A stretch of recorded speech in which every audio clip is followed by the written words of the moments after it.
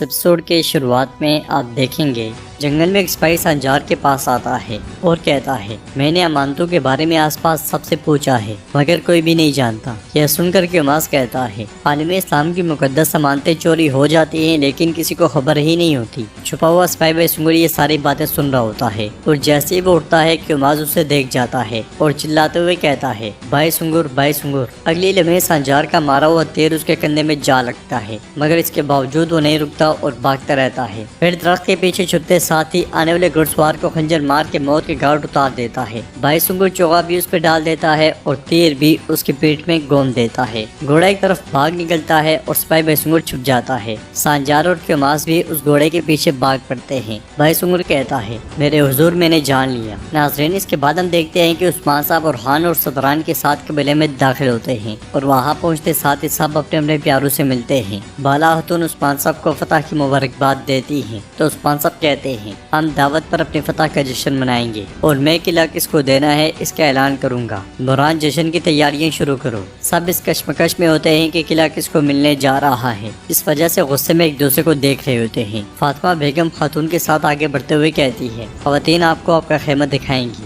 اگر کسی بھی چیز کی ضرورت ہو تو آپ ہمیں بتائیں۔ بیگم اس کا شکریہ ادا کرتی ہے اور یوسف کے آنے پر فاطمہ آگے بڑھ جاتی ہے۔ بیگم یوسف سے کہتی ہے میں نے تم سے کہا تھا کہ اس کے ساتھ اچھا برتاؤ کرو لیکن وہ تم سے دور بھاگتی ہے۔ یوسف کہتا ہے بہن افراتفری مچ گئی تھی، میرے پاس وقت نہیں تھا۔ جواباً بیگم اس سے کہتی ہے جلدی کرو یوسف جلدی کرو، ہمارے قبیلے کا مستقبل تمہارے ہاتھ میں ہے۔ کائی قبیلے میں بیحان بے اپنے گھر والوں کے ساتھ موجود ہوتے ہیں۔ ساروجہ اپنی ماں سے کہتا ہے ماں بابا نے شہزادے علاؤالدین اور عثمان صاحب کو بچایا۔ یہ سن کر ہزار خوش ہوتے ہوئے کہتی ہے ماشاء اللہ میرے شوہر، قلعہ تو عثمان صاحب آپ کو ہی دیں گے۔ تو بیحان کہتا ہے اگر کرا دین ہمارا ہو گیا تو میں صدران کے درمیان اعلی درجے کا ہوں گا، وہ میری بات مانیں گے۔ اب جب کہ میں نے قلعہ کما لیا ہے تو عثمان صاحب وہ مجھے ہی دیں گے۔ ازال اس کے منہ میں اخروٹ ڈالتے ہوئے کہتی ہے وہ دیں گے جب کہ آپ موجود ہیں تو وہ کسی اور کو نہیں دے سکتے۔ بیحان سروجہ سے کہتا ہے قلعہ تو عثمان صاحب مجھے دیں گے لیکن سروجہ تم فاطمہ خاتون کو اپنا تحفہ دو۔ سروجہ کہتا ہے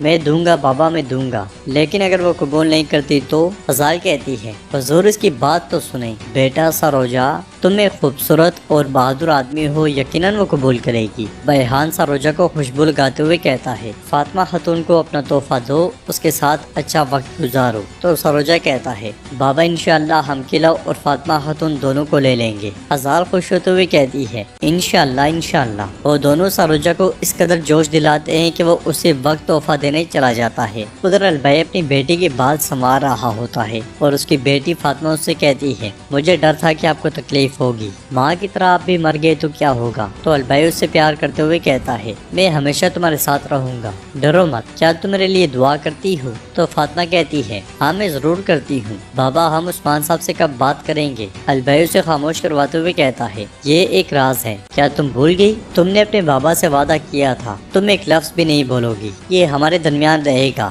وعدہ؟ تو فاطمہ کہتی ہے وعدہ۔ ادھر ہم دیکھتے ہیں کہ فاطمہ خواتین کے ساتھ موجود ہوتی ہے کہ اسی لمحے سروجہ بھاگتا اس کے پاس آتا ہے اور کہتا ہے فاطمہ خاتون کیا آپ مصروف ہیں؟ فاطمہ کے مصروف نہ ہونے پر ہاتھ دکھاتے ہوئے کہتا ہے یہ آپ کے قابل نہیں ہے لیکن یہ میرا حصہ ہے قلعے کے خزانے سے۔ یہ کہہ کر وہ ہار دینے کے بجائے فاطمہ کو پہنانے لگتا ہے تو فاطمہ پیچھے ہو جاتی ہے۔ یہ دیکھ کر سروجہ کہتا ہے معافی چاہتا ہوں فاطمہ خاتون، لیکن یہ میں آپ کو دے رہا ہوں۔ جواب میں فاطمہ کہتی ہے شکریہ، لیکن مجھے اس تحفے کے پیچھے کی وجہ سمجھ نہیں آ رہی۔ یوسف وہاں پہنچتے ہوئے کہتا ہے فاطمہ خاتون آپ پھر سے اچھی میزبان رہی ہیں، یہ شکریہ کے اظہار پر آپ کو یہ دینا چاہتا ہے۔ سروجہ بھی اس پہ طنز کرتے ہوئے کہتا ہے اسی لیے تم بھی یہاں ہو۔ یوسف سروجہ کو پیچھے دھکیلتے ہوئے فاطمہ سے کہتا ہے میں نے کمان پر آپ کی مہارت کے بارے میں سنا ہے فاطمہ خاتون، شاید یہ آپ کے قابل نہ ہو، لیکن جب میں نے اسے خزانے میں دیکھا تو میں نے سوچا اگر آپ کے علاوہ کسی اور کے پاس ہوگی تو ضائع ہو جائے گی، اگر آپ اسے قبول کرتی ہیں تو مجھے واقعی خوشی ہوگی۔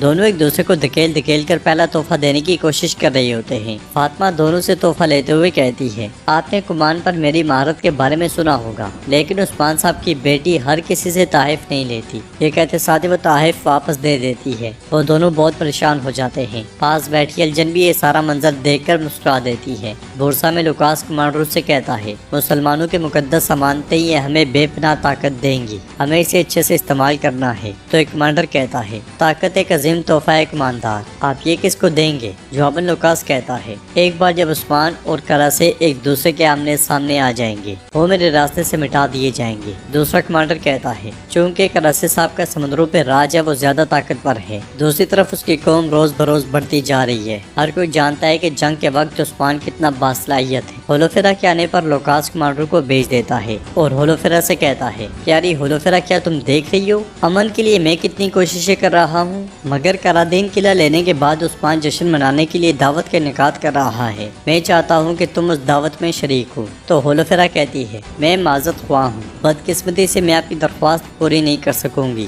لوکاس اس کے پاس آتے ہوئے کہتا ہے ہولوفیرا یہ مت بولو کہ میں تمہیں ڈھونڈنے کے لیے اس طرح کیوں گیا، تمہارے پاس یہ طاقت ہے کہ تم عثمان کو میری نیک خواہش کے بارے میں بتاؤ اور اسے یقین دلاؤ اور اسے یہ بھی بتاؤ کہ میں اسے دعوت دے رہا ہوں۔ ہولوفیرا رضامند ہوتے ہوئے چلی جاتی ہے اور اس کے جانے کے بعد لوکاس سیسلیا سے کہتا ہے کیا تم جانتی ہو کہ ترکوں کا جشن کب ہے؟ اس دعوت میں ایسا کچھ ہو کہ ان کی خوشی موت سے داغدار ہو جائے۔ سیسلیا پوچھتی ہے یہ کیسے ہوگا جناب؟ تو لوکاس اسے زہر کی بوتل دکھاتے ہوئے کہتا ہے ایک چنگاری جو تمہارے ہاتھوں سے رکھی جائے گی جنگل میں آگ کی طرح پھیل جائے گی، تب عثمان کی دعوت کا رخ موڑ لے گی، تم اس کے سب سے خوشی کے لمحے کو غم میں تبدیل کرنے جا رہی ہو۔ یہ سنتے ساتھ ہی سیسلیا وہ زہر لے لیتی ہے اور ہولوفیرا کے پیچھے نکل پڑتی ہے۔ کائی قبیلے میں بالا خاتون عثمان صاحب کو چوکا پہنا رہی ہوتی ہے اور کہتی ہیں بہان صاحب بیگم خاتون اور آپ کے تمام بچے قلعہ چاہتے ہیں، آپ کس کے بارے میں سوچتے ہیں عثمان؟ تو عثمان صاحب کہتے ہیں تم مجھے بتاؤ بالا تمہارے خیال میں کون اس کا سب سے زیادہ مستحق ہے؟ جواب میں بالا خاتون کہتی ہیں میں نے جو سنا ہے اس کے مطابق بہان صاحب لالچی ظاہر ہوتے ہیں اور بیگم خاتون بھی کچھ زیادہ مختلف نظر نہیں آتی۔ یہ سن کر عثمان صاحب کہتے ہیں تو وہ سب اپنے مفادات کے لیے یہاں موجود ہیں، ایسی صورت میں ہمیں قلعہ سب سے کمزور کو دینا چاہیے۔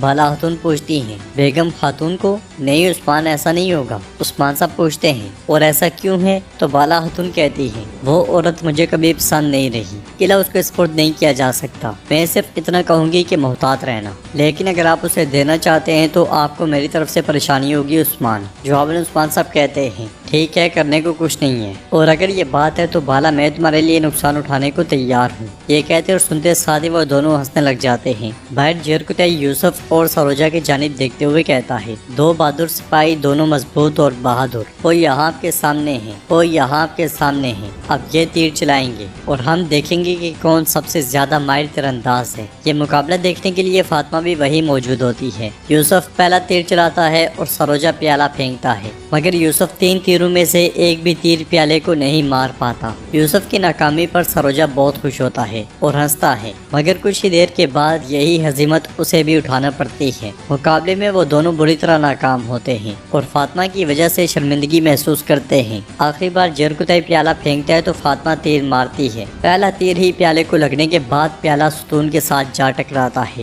اگلے ہی پل فاطمہ 2 مزید تیر مار کر پیالے کو وہیں پہ روک دیتی ہے۔ یہ منظر دیکھ کر سب لوگ بہت تعریف کرتے ہیں۔ فاطمہ کی مہارت پر یوسف اور سروجا ہکے بکے رہ جاتے ہیں اور جیرکوتے کہتا ہے یہ ایک ہنرمند تیر انداز ہے۔ یہ کہتے ساتھ ہی جیرکوتے فاطمہ کے ساتھ آگے بڑھ جاتا ہے، جبکہ یوسف اور سروجا غصے میں ایک طرف نکل جاتے ہیں۔